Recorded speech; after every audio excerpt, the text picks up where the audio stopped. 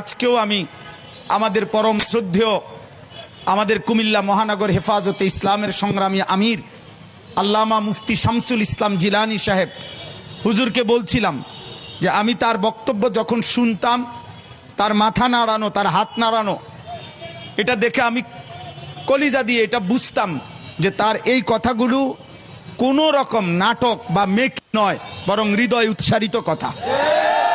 বক্তব্য অনেকেই দেয়, অনেক সুন্দর সুন্দর স্বপ্ন দেখায়, অনেক লম্বা লম্বা হুঙ্কার ছাড়ে, কিন্তু আমি ইয়াকিনের সাথে এই কথা স্পষ্ট বুঝেছি যে শহীদ শরীফ ওসমান হাদি তার জবান আর তার দিল বরাবর ছিল। সে হৃদয়ে যা লালন করেছে তা জবানে উচ্চারণ করেছে।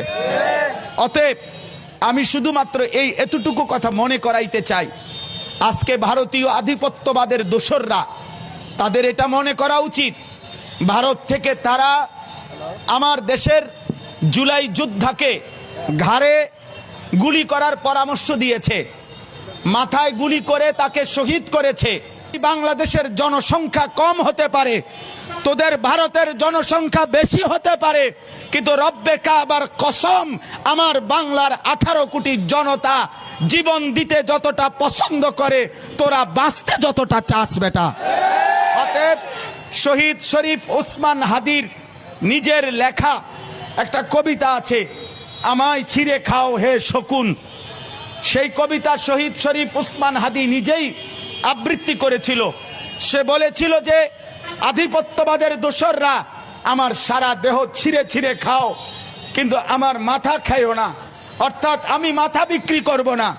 কিন্তু দুশ্মন শহীদ শরীফ ওসমান হাদির মাথায় গুলি করেছে, জীবন দিয়েছে, কিন্তু শহীদ শরীফ ওসমান হাদি প্রমাণ করেছে ধ্রিম ধ্রিম বাজে গণ দুন্দুবি দামামা, হাঁকে ভীর শির দেগা নিহি দেগা আমামা।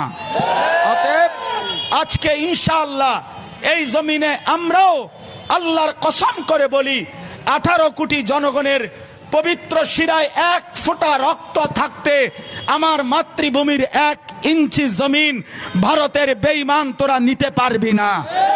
এই জমিন 1 রক্ত নয়, 1 হাদি নয়, লক্ষ কোটি হাদির রক্তের পবিত্র জমিনে প্রয়োজনে খুন ঝরবে, কিন্তু আজাদি থাকবেই থাকবে, থাকবেই থাকবে, থাকবেই থাকবে।